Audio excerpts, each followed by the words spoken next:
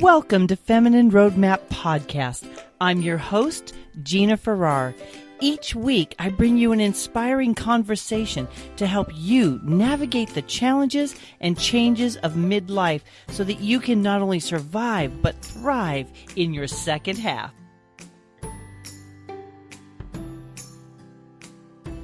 Hello, Feminine Roadmappers. It is Gina here, and today we are going to be having a discussion about hope, harnessing our power every day. Today, my guest is Kimberly-Faith. She's a futurist, an inspirational leadership author of Your Lion Inside, Discover the Power, and Live Your Fullest Life. She's also a keynote speaker. Kimberly, thank you so much for being on my show today. You are most welcome, Gina. I appreciate the invitation. And you, my dear, are welcome to call me Kim. My friends call me Kim. Wonderful. Well, Kim, I'm really excited about our conversation about hope, about harnessing our power every day. And before we hit record, you shared this wonderful brochure with me. So I would really like to know, what is it that led you to this mission and message of helping people with these mindsets? Well, to be honest with you, it started out first on a personal journey. So I made this discovery about myself that there were still these old antiquated mindsets in my own head about 10 years ago when I hit a major crisis in my life. And then because I was working with corporate leaders all over the world, I started hearing some of the same things, and I recognized it, Gina, because I had been there. And so I started keeping copious notes about the kind of mindsets that I heard. And I was very surprised to find out that the same 7 kept showing up over and over and over again. It was all quite accidental, to be honest with you. But life-changing, right? Oh, absolutely life-changing. My life before and my life after is completely different. And then when I started applying these same principles to female leaders, female executives that I was working with, I was watching them have an increase in their salaries from 33%, 51%, 66%. And I started keeping notes about that because I saw that it really was, when we shifted what was internally, everything externally began to shift as well. Isn't it so powerful, the things that we believe, the stories that we tell ourselves, or the stories we've been told that we now continue to carry, right? We continue to tell ourselves. So as you began to recognize these things, how did that culminate in a mission? Well, you know what I discovered for myself personally is when I faced that crisis in 2008 and 2009, I realized that I had so many things in my head that other people had put in there. And so I actually went through a process, Gina, because I had no other choice. I mean, I had reached rock bottom. There was nowhere else to go but up. That I took every belief system that I had in my head. I took it out. I looked at it and I asked myself if that was what I really believed. And did I want to keep that belief system or not? And I discovered that 80% of the beliefs that I had knocking around inside of my head weren't even mine. And it was a sobering moment, a day of reckoning that I'm sure you can reconcile with, is that when I said no more, and I launched on this journey, and it was all in my 40s to find out who I really was. And from that point, I was able to tap into what I heard other women say and help them do the same thing. It was quite powerful. When did the shift happen from, okay, this is my personal thing, to how you wanted to help other women break through? When I started applying the same principles, what I found out is that there was this undercurrent of powerlessness that had seeped into a lot of our vocabulary. And I began to notice it because during my own transformation, I found out that language was the indicator, was the barometer of what was really going on inside of our head. And so I found myself trapped by words of saying, I have to, I should, I can't, I must. And I realized that every time I held on to those very, adamant words, that I was actually giving away my power. And I started a shift to choosing words like I can, I want to, I choose to, I could, I get to. And it was a shift from being powerless to powerful. So when I started listening to other women that I was coaching, now please keep in mind, I've coached men and women all over the world. But I really honed in on what was happening with the women because I kept seeing the repetitive stories. I kept hearing the repetitive language, and I started to pluck that out of the conversation and hold it up like a mirror to these executives saying, do you realize that there's a deeper story here? And in many instances, it was really quite shocking to them. Gina, I'm sure you've been through a similar process yourself personally. Mm-hmm. Not only personally, but as a coach. One of the things I love to do, and I love to hear you say this, is plucking certain things out of the conversation. Yes. The way that I reflect it back is I type it into a document and then I email them just our conversation plus certain quotes. And every single woman, without fail, has said, "Where did you get that?" And I say, those were your words. I just put them down on paper, because there's something about seeing it. Yes. So do you have a process that you help women walk through that really helps them to really see? You know how you can know something without really knowing something. So absolutely. How do you leap them to the real knowing? Sure. So my background is in a discipline called systems thinking. I was trained by Dr. Peter Singhi way back in the 90s, and I worked with his team, and I've been teaching it since I was in my early 20s. And there was a wonderful tool that I learned then. It was called left column, right column, something as simple as that. And so what I started to do is I would have a piece of paper and I'd draw a line down the middle vertically. And on the left side, I would start writing down these phrases that I heard from them. Well, I have to do this. I can't do this. Any phrase that sounded like it had power behind it, I would start to write it down. And then what I would do is very similar to what you said, is I would show them that. And then we would talk about how do we rewrite it in the right column, because that was the difference. And it truly was 3 steps that I continue to find: being aware of what they actually were saying, like you just said, Gina, making an actual choice to begin to just see something, believe something different, and then having the freedom to do so. And that was actually the inspiration for why I even wrote the inspiration guide, because I found that women wanted to change, and there usually was a nagging piece of them that was tired of constantly looping in that same thought over and over. And they simply needed a little assistance, a little inspiration to do so. That word looping, it's a bondage, isn't it? These mindsets. It's exhausting. It's exhausting. I mean, I don't know about you, but I had looped in some of my own stories for, decades of my life. I had battled an eating disorder. I had been raised in a family. I had all these other issues. I had, just faced a divorce in my early 40s. And so I was in the process of completely reinventing my life. But here's what was exciting, Gina, is that once we tap into that power and we know we can, well, then life begins to completely change. And when I was reading all about the work that you're doing in the world, that midlife, I no longer see it as a midlife crisis. I love the way you were talking about, a reinvention, because that's the way I see it as well. A reinvention and a polishing of the treasure that was always there, but we lost sight of. Oh, I love that. Polishing of the treasure that was already there. Part of what I do, and Kim, I can hear that's what you do, is showing the woman. Yes. They are a treasure.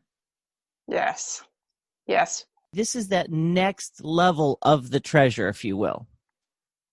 You want to know what's interesting is out of all the phrases in this particular inspiration guide, there are 3 words that I found were the most difficult for women to say. And that had to do with carry at the top, because in the red zone, it's all about I expect perfection. So think about how we all get wrapped up in the endless photo editing apps and to all the pressure of being perfect. And then we slowly move into this, area of, I believe done is better than perfect. But the real freedom, I think, comes from 3 tiny words. I am enough. Mm-hmm. And I could not believe, Gina, how difficult those 3 words were for women to repeat back to me, because we have bought into this narrative that has been fed to us that we are not enough, and nothing could be farther from the truth. It breaks my heart, because I see it in my head, and you see tears flowing, and you see that like, I can't say that. That's not true. But I think we know that it's true somehow as well. Do you know what I mean? There's a war going on. There is. There's a war going on internally and externally. So let's put this in the larger context. So I even have a big diagram that people can download at epicenterofchange.com. And I actually mapped out the past 200 years, Gina, because I was trying to figure out, when did this happen? Why had we bought into some of these beliefs? And you can actually see when you look at it all in one page. I started doing this with audiences so that you could see when you were born and what was happening around you, and when your mom was born and what was happening around you, and our daughters and our sons, because it's a generational thing that's been passed on from us. We have been taught to play small. And I believe it's because women, I genuinely believe that hope for humanity is hidden within the hearts of women. Mm-hmm. Dare I say, even trapped at times. But I believe that women will be that leverage point for elevating us to an entirely new world. And until we are able to consciously say all those things that I was taught, that is not true. I'm ready to release those and step into that powerful place that I know I can be. Kim, my mind is spinning on this idea of the power of women, because I'm thinking back in history to when they were moving men west to kind of conquer the land. When towns were a little too wild, they would send a cultured woman I love it. to kind of culturize the town. Literally, they would send women to just get everybody to get their stuff. That's together. funny. I didn't know that. I love that. Yeah. So that. It's like you're saying that, I'm thinking, oh yeah, that happened in history. It's like women, they've said that women lead the culture. And if women lose their traction, or women lose their morality, or women lose their way, the whole culture loses their way. Sure. But at this point in time, though, Gina, it's a little bit like on which syllable are we going to place the emphasis? Did you catch that? Because right now, many of us have unconsciously chosen that, but we're into a time right now where the world is changing. And it isn't about us losing our way. It's about us finding our way now, because it's been hidden for too long, that we've got this bright light. And I really do think it ties back into, so I've come to learn, I didn't start this way. So let me tell you this. I'm a very pragmatic kind of corporate trainer. I've worked with a lot of people, helping them elevate their life. But it's been recently that I've learned we all have both a feminine and a masculine leadership principle inside of us. And part of our journey is to be able to assimilate the two and find the balance. But the masculine leadership principle is all about control and command, competition. And the feminine leadership principle is about that collaboration and the nurturing and the elevation. And that's really what we're seeing right now. I could map this out. I could do a whole webinar just on this, sweet sister. It's a big issue. And where we find ourselves falling, and then what we allow ourselves to be, right? Because there's the state of what keeps me comfortable and safe in my mind. Doesn't necessarily mean we're technically safe, but if we have that sense of safety.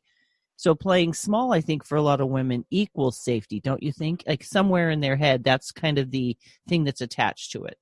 Sure, and it has been. And I played small a large part of my life, so I get that. I mean, I tried to do everything I could to stay out of harm's way. I didn't feel safe even in my own home, emotionally safe. So I get this, playing small. And then as soon as you want to step out and say what you know to be true with a capital K, then people come after you because you don't have proof.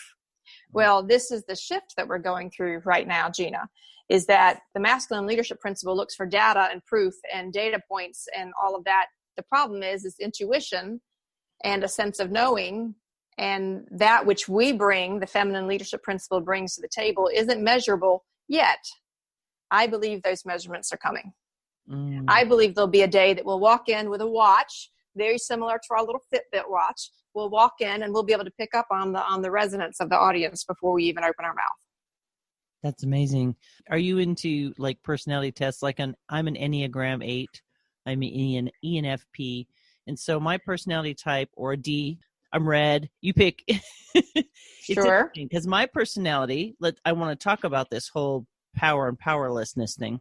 When people encounter me, they use words like intimidating, strong, you have a presence, blah, blah, blah, blah. And in my mind, I'm not entering a room with that energy. Like, I don't think about it. It's just who I am. So someone like me has been told you're too much, I've heard that my whole life. I get that. Yeah. And so I think, just using myself as an example, there came a point when I realized where that voice was coming from. Like when I realized that that's something I was saying, and then I realized where it came from, I was just flabbergasted because I was in my 50s. I'm 53 now. And it was like, I can't be the only one, Kim, who is saying things up to and about myself that have come out of the mouths of people that I've loved and trusted. And for whatever reason, they felt the need to squish the person that I am. Sure. You're not alone in that. Right? You feel conflicted because I imagine there's a bunch of listeners feeling conflicted because there's a knowing there's just a knowing. Well, so I'm a glorious 51. I'm thrilled to be at that stage in my life. And I have been told those words, "You are too much," my entire life.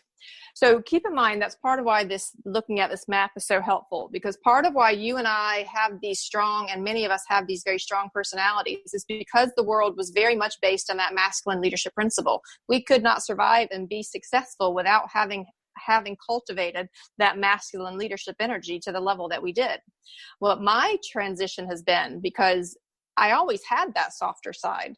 I remember when I won a contest to even work with Hay House, and they were working with me on videos, and they were talking about how we needed to see the softer side of Kim. So we all have our own things that we're working on. I mean, they had me down to what colors I wore and flowing clothes and how do I be more vulnerable. What I realized, you'll laugh, it was really funny. Finding the softer side of Kim became a really big deal. And what I found is that I had really kind of hardened my heart out of protection.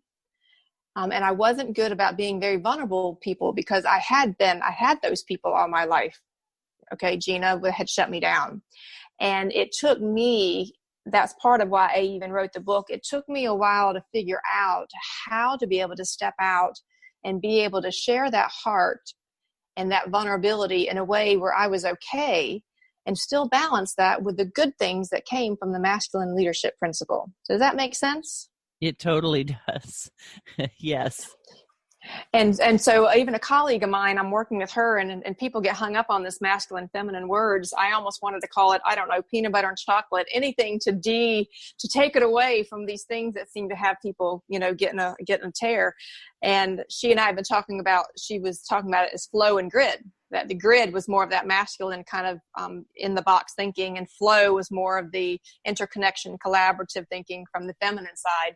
And I'm even working with her on some things like that, because I think there is great room for us all to begin to understand that, because it's not as simple as male or female. It is a blend of both, which ties into the vulnerability and the strength that you were talking about. I think one of the things that I naturally do is I do appreciate the differences in the people in my life. Those really soft, gracious people, or those really straightforward, you don't wonder what they're thinking people. And I think that if we would allow ourselves to be that fullness of how we're created, all the puzzle pieces would begin to work together. We would break that cycle. The fractures would begin to be healed. What do you think about that in terms of the fullness of each personality type? You have 7 people types, right? You have 7 mindsets. I called them 7 sisters, and I called them sisters because they're much like old friends. They're like part of our family. So we can't just all of a sudden shut them off like turning off the lights. It's a matter of sometimes the good side of our sister shows up, and sometimes the challenging side of our sister shows up. They're part of our family. And Gina, because people like you and I, we've got one foot in the past and one foot in the future. We're still straddling this place called the present. And I thought it was a disservice for me to make it as easy as just saying, well, these are the mindsets. These are family. This is part of what created us to be who we are today. How do we embrace that?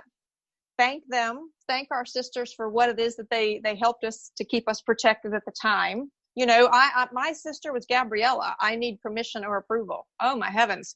I have danced with that sister my entire life. And learning to trust my own decisions and move forward has been one of those lifetime journeys. So what you were talking about, part of, I think, the biggest challenge for all of us is how do we figure out how to step into our space and be who we are while allowing others to be who they are and not feeling the need to mold ourselves to that. And that takes courage. That takes courage, and that takes a sense of knowing. For me, I didn't even realize that was a journey For many of us, we go through life and we don't even have this awareness. That's why I think podcasts, I love the fact that you're doing this and you've dedicated your life to helping, midlife women figure these things out, because it was really not until midlife that we slowed down enough to figure out, okay, who am I really? Well, and we've lived such strong roles the first half of our lives, right? You're the mom, you're the businesswoman, you're the wife, Yes. you're the this, you're the that. And we become defined by, wouldn't you agree, Kim? There's definitions of who we are. And yes, and I reject all of those now. I whenever people try to place me into the box, people are always asking me, well, what are you? Are you a feminist, or are you a such and such? Are you such and such? And so I loved actually what I'd seen about some of your work with Warrior Woman, because I consider myself a love warrior for humanity. That's what I've called myself for a really long time. And that means lots of things. It's multifaceted. I no longer allow people to place me in a box. If they want to, that's their deal, but I'm not going there with them. And I wrap them with love and light, and I move on. Send them merrily on their way. There you go. There you go. Because some people don't understand this. I mean, I've actually had people that I've run into, when you do reach that place where you are confident and you know what your purpose is, it is a wonderful place of freedom. That is hard sometimes for people to bump into that when they are still trying to figure it out. So I now can tune into that kind of energy. I've come a long way in my ability that when I walk into a room, I actually go into resonance with the groups that I'm with, as I'm sure you do with your work, is talking about, an intuitive, heart-centered approach. There are some people who aren't ready for that yet, but that's okay. It doesn't mean that I dim my light. I'd love to talk about these 7 sisters a little bit. Can you give us a brief overview? You and I are looking at it, and it's so fantastic. So since I don't have a visual for the listeners, can you just give me a rundown of these sisters? Sure. And this inspiration guide can be downloaded at Your Lion Inside. So I pulled it together for 2 reasons. I wanted it to be a supplement to the book so that women who were working their way out of the red zones could actually carry it in their purse. And then I also wanted to make sure that any woman who was not able to get the book, she could still have the basic gist of what the book meant. So what I did is I put this in a red, yellow, and green zone, Gina, and I did it like a traffic light. But the red zone were the mindsets we wanted to stop and be aware of. We could change that to the yellow zone. That's where you begin to change the mindset and have a little bit more power. And then green is where the freedom zone is. That's where we want to go. So these 7 sisters, I got to know them very well. They actually would show up in my dreams while I was writing the book. And the first one is Carrie. And her belief system in the red zone is I expect perfection. The second one is Renee.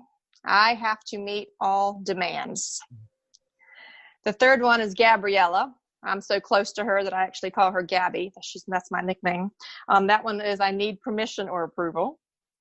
The next one is Darsha. I should accept what is said or done. In fact, that's actually where the seeds of the Me Too movement reside. There's Aveline. I'm not qualified enough. I could do a whole webinar on that one alone. Then there is Jalila. If I work hard enough, I will be rewarded. So I'll come back to that one. And then there is Nikki. And what's so interesting about Nikki is no woman would ever say this out loud, Gina. This one was the hardest one for me to determine what was really going on. But what she says in the red zone is I'm okay in the background. And how that manifested is that we often were giving our teams credit. We were giving other people credit. We were not very good about stepping out and owning what we did well. And it was out of a sentiment that we really did mean well. We didn't have to be the center of attention. But what we didn't realize is that we had slowly drifted into being okay in the background. And that wasn't good for us or for humanity. I see shades of the sisters. In different seasons of my life, yes, I think different sisters step up. Is that true, Kim? Absolutely. I find everybody has danced with the sisters at some point in their life. Most people are dancing with 2 or 3 of them at any given time. But the power I saw in the stories I put in the book was that if you even figure out which sister is in your life at the moment, who are you dancing with? Ask her what she's there to teach you and take that step through the red zone to the green zone. You can free that part of yourself. And when we do the work to free all 7, it's really quite remarkable. Quite remarkable. I remember the first time Nikki, that's probably the signature story in the book.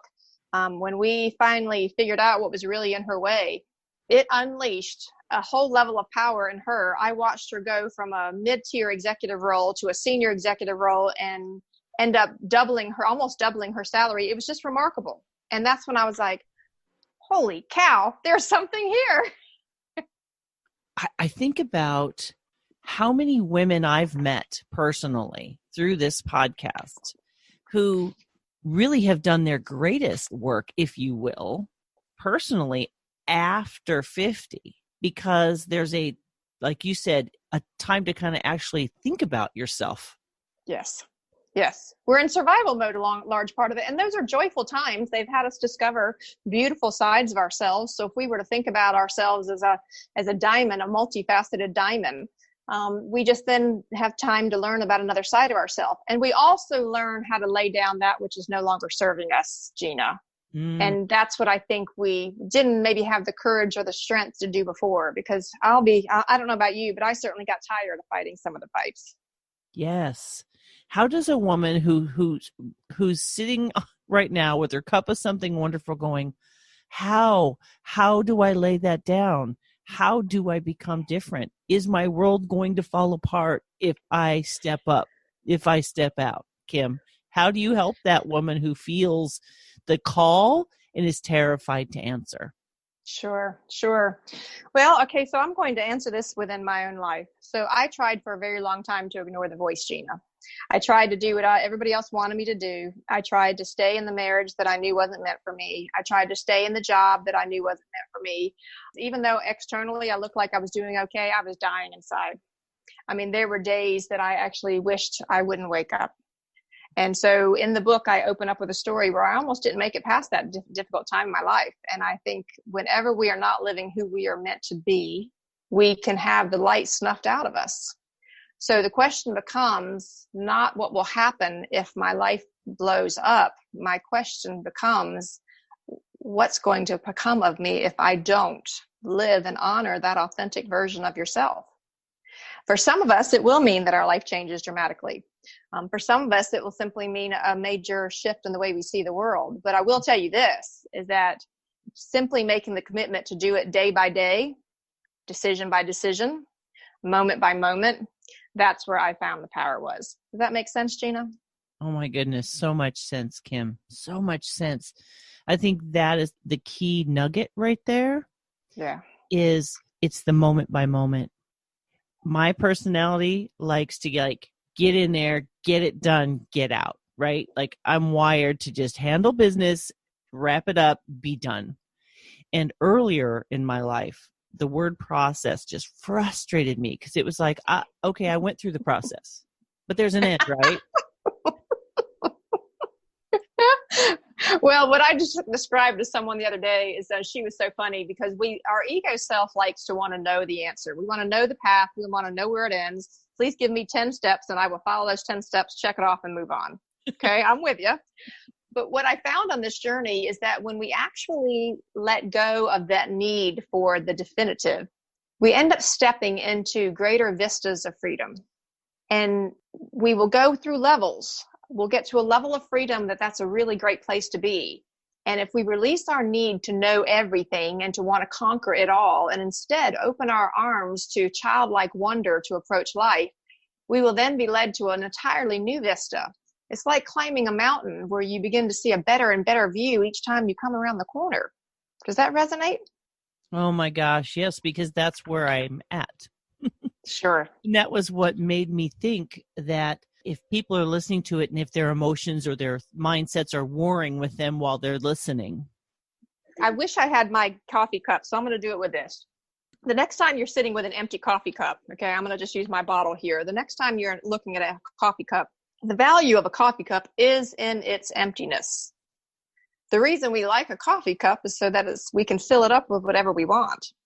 But if we have it already full of stuff all the way to the top, there's no more room for anything good to come our way.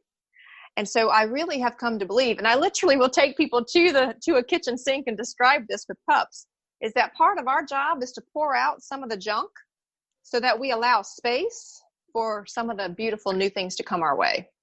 Mm. But I have to tell you, a lot of people have very full coffee cups and quite frankly are not interested in anything else new coming their way. It's a choice. Kim, do you find that fear is the foe that is really keeping it? We think we're being safe, we think we're being comfortable, but it's really fear that's driving that train. Sure. And what I finally learned in my life was that our power begins when our fear ends. Mm. You know, it's interesting. One of the questions I like to use when I'm coaching and as well as with myself, because I agree with you, it all starts with my own journey.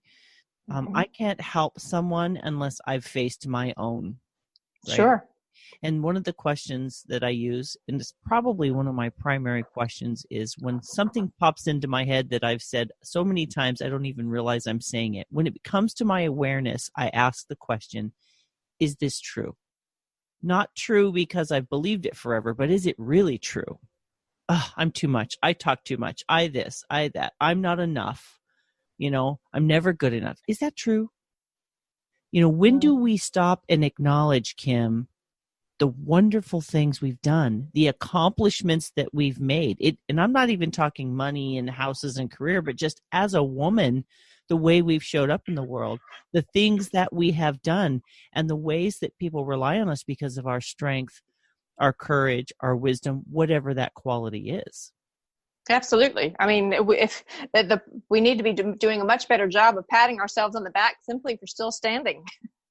I mean, the reality is when you look at what some of us have come from, and when we look at it within the even larger context, that this is a generational issue. So we were handed many, many things. And so here we are at this very special time of life, in time of humanity. And I believe that we're going to be the ones that break free for what the future is going to look like. Because when you put all of that in context of the craziness that's happening around us right now, I believe women are going to be able to help pull us out of this. So there's great power in us figuring this out and getting rid of the pain. Probably what inspires me the most, Gina, is that there was a time in my life that I did not know it was possible to live without pain.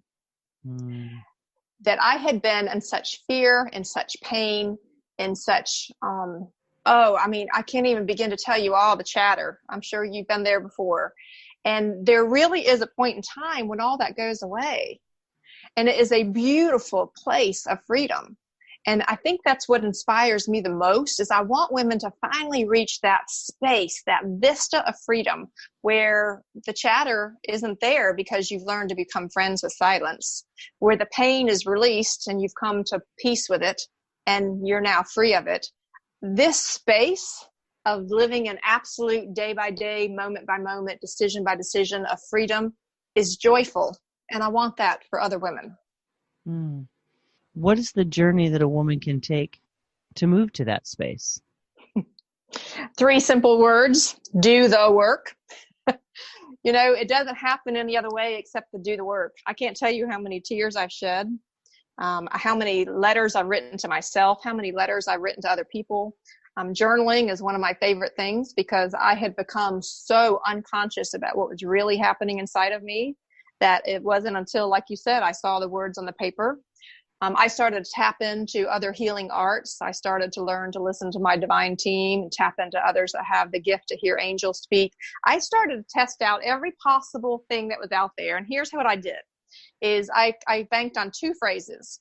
The first is anytime something new came into my reality, even if it was really far-fetched, like crazy, like inside, I could feel myself going, ugh, I would simply start to say, that's interesting. That's interesting, because I wanted to move into the space where there was no judgment. I found judgment is what clouded us. And so that's interesting became my phrase of the day. And what I started to ask my soul was, if you really want me to pursue this crazy idea that I'm perceiving right now that's crazy, then please have it show up for me 3 times. And sure enough, by the 3rd time it showed up, I would go, what if there was something to this? And those 2 simple techniques, that's interesting and what if, has taken me on this powerful journey that I'm on. I had to get out of my own way of judging what I thought the way the world was. Does that resonate? Yes, it absolutely resonates, Kim. The word judgment,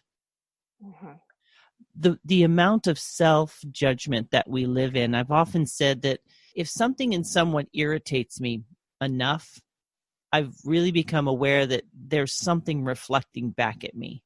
There's like a piece of it, that why, and I'm talking about that really kind of deep irritation where you just kind of really, it's like you've shaken loose the dust and dirt and it just feels like something doesn't feel right. And I'm not talking about horribly bad people like abuse and that sort of thing. I'm just talking about interactions with people. Sure. In your day-to-day life. And sometimes it's reflecting something back to me that I don't like.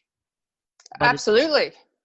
Absolutely. I'll give you an example. I remarried 5 years ago. Okay. So I was in a tough 20-year marriage before. I swore I'd never get married again.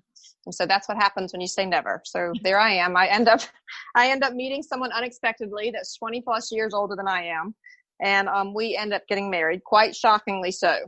Well, he has a very good relationship with his ex-wife. And I want that, to be honest with you. I'm very much a family person.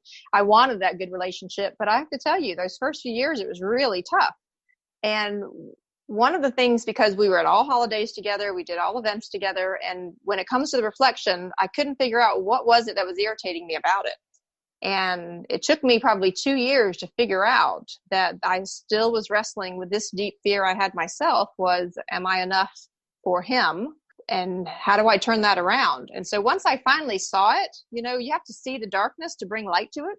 Mm-hmm. Once you see it, then you can reimagine it. And so what I did is I started to ask myself, what could I be thankful for her? And one was that she helped, develop the man that I've married and loved. One that I loved the fact that she was such a good mom to the girls. And so I reframed the way I could see it. But it was a reflection of something unfinished business that I had inside. There it is. Unfinished business. Yes. Mm-hmm.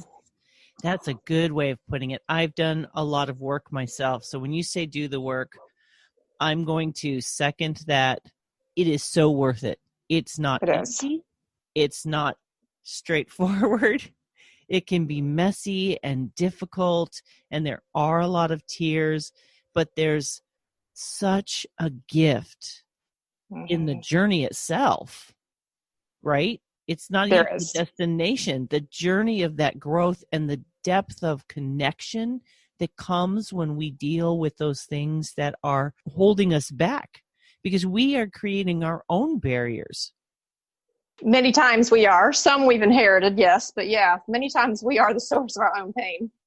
Yeah, that's suffering. That's suffering. When a woman believes that she's not enough, or that everyone has to give her approval for her to be worthy, because I feel like the battle deep, deep, deep down is worthiness, Kim. I feel like so many of us don't feel worthy of, and then you just fill in the blank. Well, and that's the illusion that we're all being asked to dismantle, though, Gina. Mm-hmm. And so by making us and having us feel not worthy, so whether that comes from religion, whether that comes from family, whether that comes from society, wherever it came from, part of our journey, the human journey, is to overcome that and say, no more, not on my watch, no more.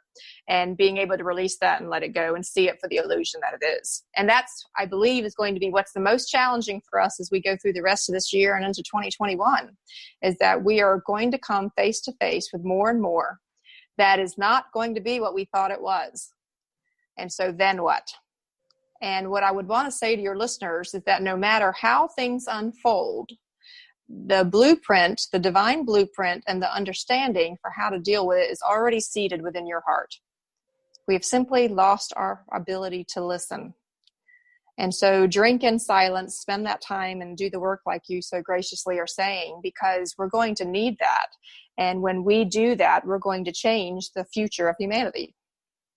Now, someone might be saying, what does it look like to do the work? So could you kind of just, I know it can look different, but let's just put a little bit of flesh on those bones.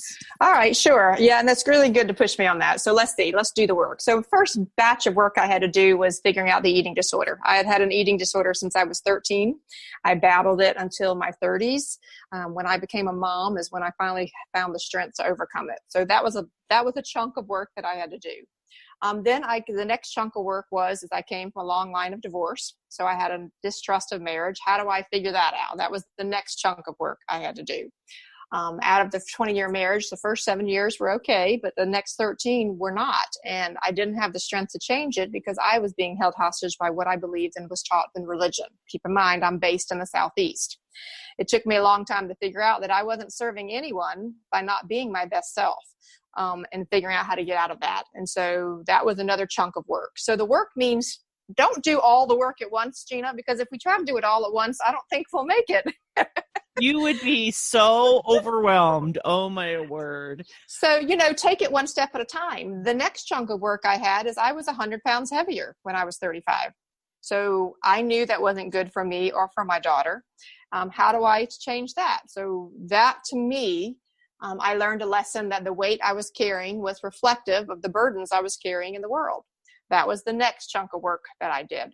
So then there was another point where I wanted to get better at dealing with finances and dollars. So then I took on that chunk of work. So does that make sense? It's different buckets of work, I guess, is the thing. So Kim, what I'm hearing you say, and what I know from my own personal experience, is it's the thing that's yelling the loudest at the moment. And you kind of start there. I mean, it sounds crazy, but it's kind of like water in a river, right? Whenever the water hits the rock, that's the rock you got to go around.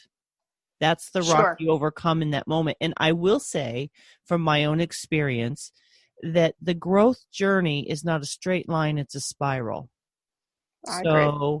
I work on it. I think I've overcome it. There might be a silent period, and then something circles that sucker back around, and it's a different shade. If we're thinking in color, it's pretty strong color at the beginning, but it fades in color, if you will, in strength in my mind, but it does circle back around. I call it stopping the spin. So you're exactly right. So we get into these cycles, and part of the challenge is that if when we're not aware, we simply cycle and we continue to spin downward. And we don't even know sometimes we're spinning downwards because we're just staying where we are. But if you were to, just by sheer science, if I were to spin a top in one place, if it stays in the same place too long, it eventually goes down. That's just science. Stopping the spin for me has been that the minute I realize I'm spinning, I now have tools and techniques to stop the spin, and then I start going the spiral up. Mm-hmm. So stop the spin is that moment. Now I catch it. An issue might have taken me 2 years before to process. Now it might take me 2 weeks, perhaps 2 days. And there's an honoring that struggle that's important. In other words, I had to yield to it. Yes. To get through it. I could no longer be pissed off about the fact that I had to go through it. That's my personality. Well, part of it was, that's when learning about energy was really helpful for me, because I began to learn about the different energies, and that were the anger and disappointment and frustration was a lower density energy. Whenever I gave into that, I could give into it. I would give myself, I put a timer on my pity party. Okay. So if I needed to have a pity party for 20 minutes, for 30 minutes, for 2 days, I would give myself that. And then I would commit to working my way out, because the other vibrations of energy, of passion and adoration and compassion and love and authenticity, those energies were higher and would always take me to a higher level place to be. So for me, it became very real in managing what that energy is. Now, when I walk into the room, I can tell the energy almost right away. I've become quite in tuned to my own and others' energy. And you know that the energy is not serving you when it feels like you're burdened. Like you feel that weight. You feel the... You're right. You feel like you're going through toxic sludge. Yes. It feels like you're going through sludge. I don't wade through the sludge anymore. Every once in a while, I may have to tap dance in it because of a family situation, but I don't swim there anymore. I know how to bring myself up. Let me ask you a question about community and relationships.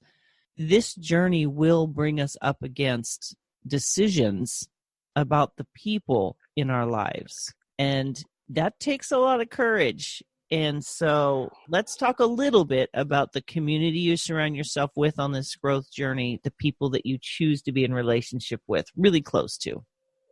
Sure. Now that's a tough one, because for some people, they're able to become who they really are and still be with the people that are in their life. For others of us, we ended up pulling into our lives, attracting into our lives certain people, situations when we were at a very dense energy ourselves. And as we grow and elevate ourselves and our overall vibration, there does come a time where there are sometimes are not a match. And that's when you have to have a tough conversation with yourself. I kind of come to it where I've begun to realize that much of the world was envisioned through the lens of his story. History is that. History is his story. And I now realize that a lot of things that I was facing was through that very narrow lens. And I'm now very careful about where I invest my energy. I don't bang my head against the wall of his story anymore. I tried to do that for years, mind you. I had great big bruises, okay, bloodied from this journey. And sometimes it's worth it. But at this point in my life, I now know that I invest energy creating her story, creating our story one page at a time. And so it comes to a decision point about where do you want to invest your energy. Please treat it like a precious commodity that it is.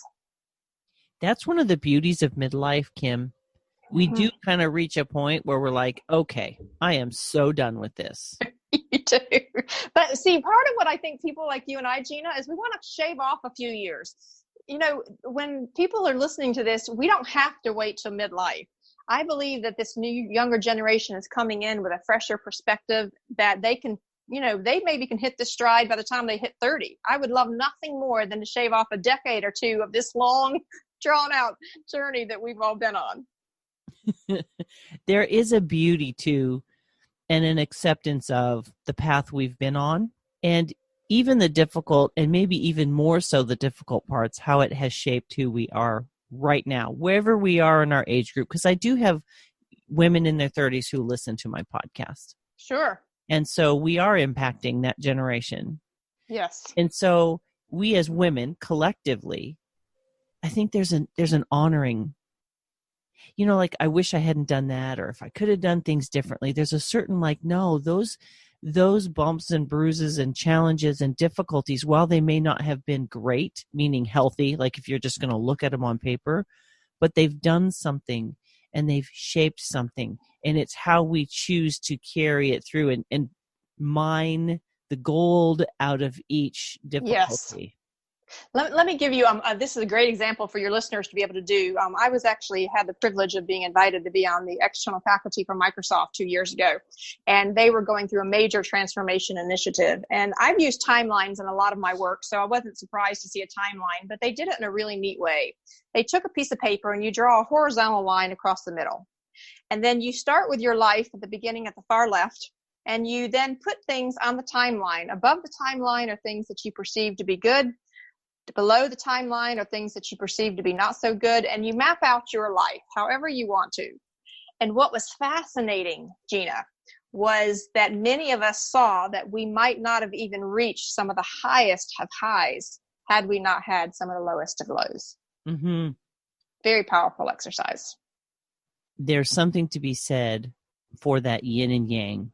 Mm-hmm. We can't know joy without sorrow, right? We can't know light without dark. The human condition is including all of that. I think that the struggle, the real struggle, is in harnessing the things that are happening so that we are getting the best of them both. Yes, I think that's very valid. And everybody's noticing that our world is very polarized right now. And that's because we as human beings have a knack to be able to hang on to the answer, capital T, capital H, capital E, when in fact, there is an answer. And when you really understand the system and the way the system operates, our systems change so quickly that the answer is an illusion. The answer does not exist. And if we could move away from this either or mentality to a both and mentality, much like you're saying, we would be much more balanced. I think we'd have less fight and resistance in us. And quite frankly, we're all exhausted from that. Are we? Yes. Yes, I mean, we are. Truly. We're exhausted. If what we haven't seen just with the riots in the past week, with everything that we've seen happening with COVID, we're going through a natural reboot of life at the moment for each of us individually to face whatever work it is that we need to face to be done with it so that we can then move into this next chapter of life free of all the baggage because we're tired. Yeah. And what's interesting about what you're saying and where my mind was going, you talk about those dense energies.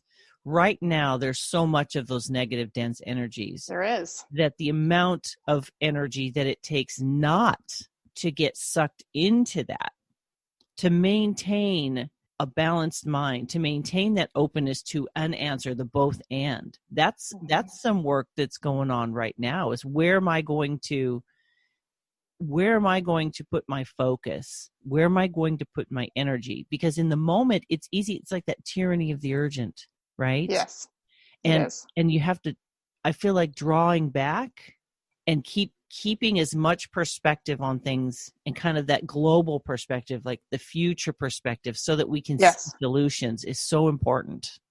Well, and painting a vision for what we want the future to be like. This is part of what our challenge is we're still mired in the heaviness of everything from the past. And the more we keep spending energy on the past, I'm not saying to ignore it, but wouldn't it be interesting if we could spend as much energy creating a vision for the future as we are giving power to what was in the past? And I genuinely believe that women can have the ability to do that. Let's paint a vision of what doesn't yet exist. I brought up the other day, let's start envisioning a world without war. Let's envision a world without racism. Let's envision a world with full respect and dignity for all. If we don't have a vision, as they say, the people will perish. And that's the balance I think that we're having a challenge with right now, is that we're slipping away from the vision and we're sliding into the toxic. Mm-hmm. Mm-hmm. Because we don't really have the visionary leadership that we need is not loud enough. If it's there, we're not hearing enough of it.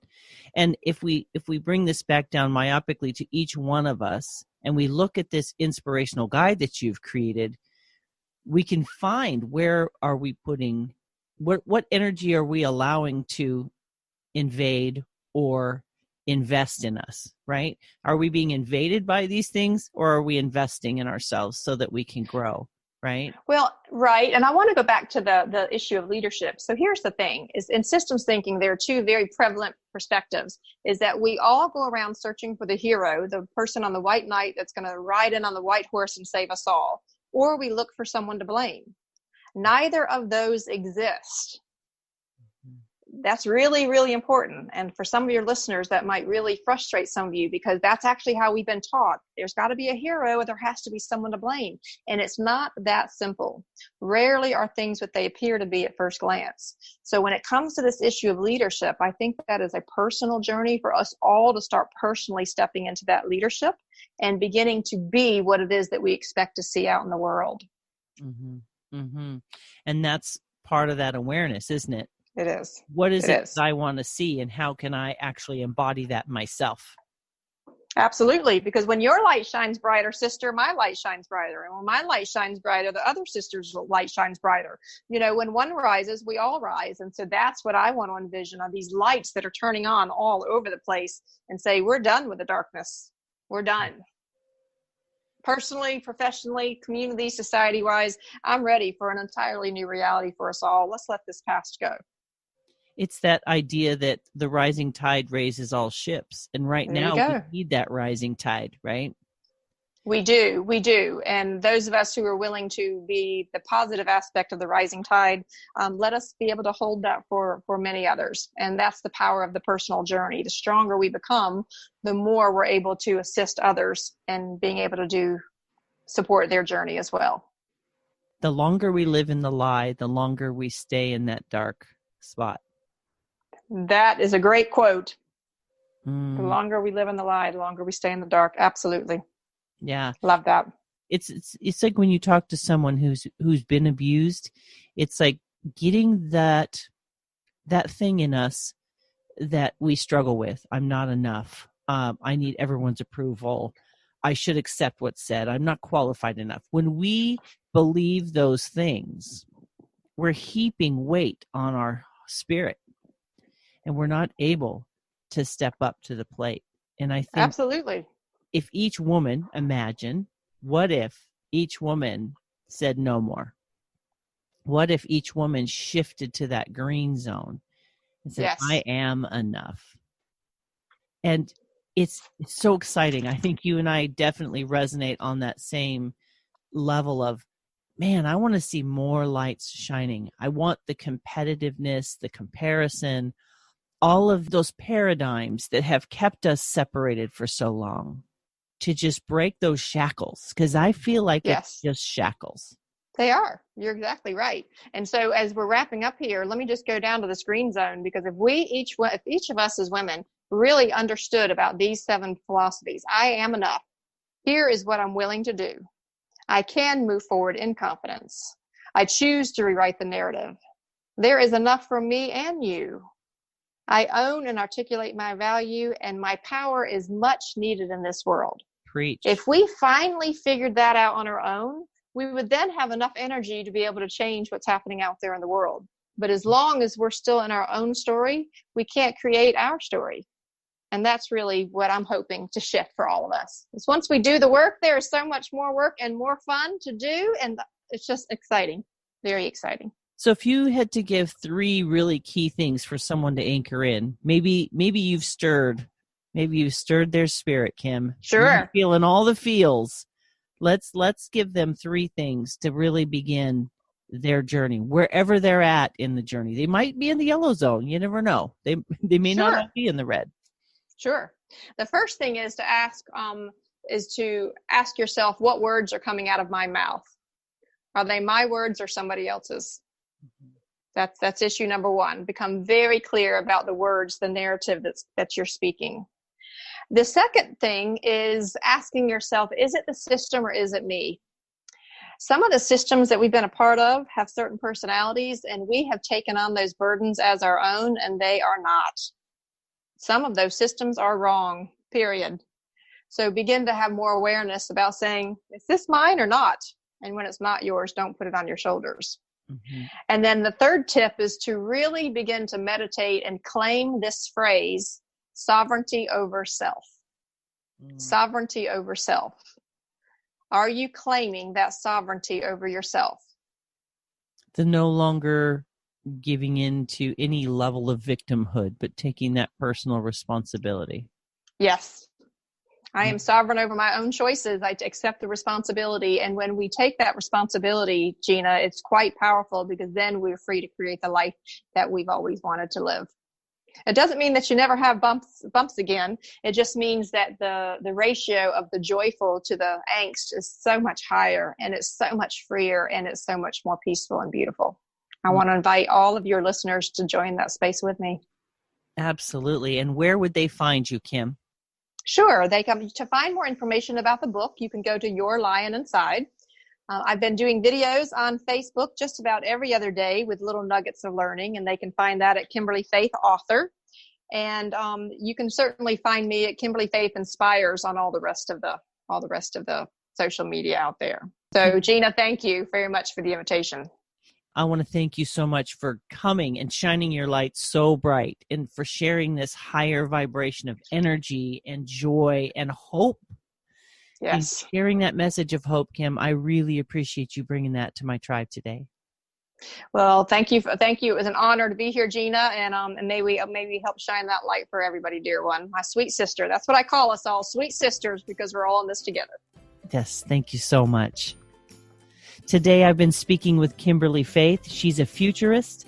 She's an inspirational leadership author. Her book, Your Lion Inside, Discover the Power and Live Your Fullest Life. If you head over to www.feminineroadmap.com/episode 172, I will have links to Kimberly's book, and Kimberly's social media. So if you want to connect with her, please head over there. And while you're there, please leave your name and email address to join my tribe. I send out periodic emails as well. Friends, it is time. It is time for us to become aware, to make different choices, and to give ourselves the green lights to become the women that we were created to be, and to step into the fullness and the wholeness of that without fear. We need to lean in, friends, together, linking arms, no longer in competition, but in cooperation, in building a world that we want to see. And it starts with each one of us making the choices that we need to make, that we can make. You can do this. Join a sisterhood. Surround yourself with other lights that will help you shine brighter. And again, thank you for joining us this week. We look forward to sharing more and more inspiration with you in the weeks to come. Take care, my friends. Bye-bye.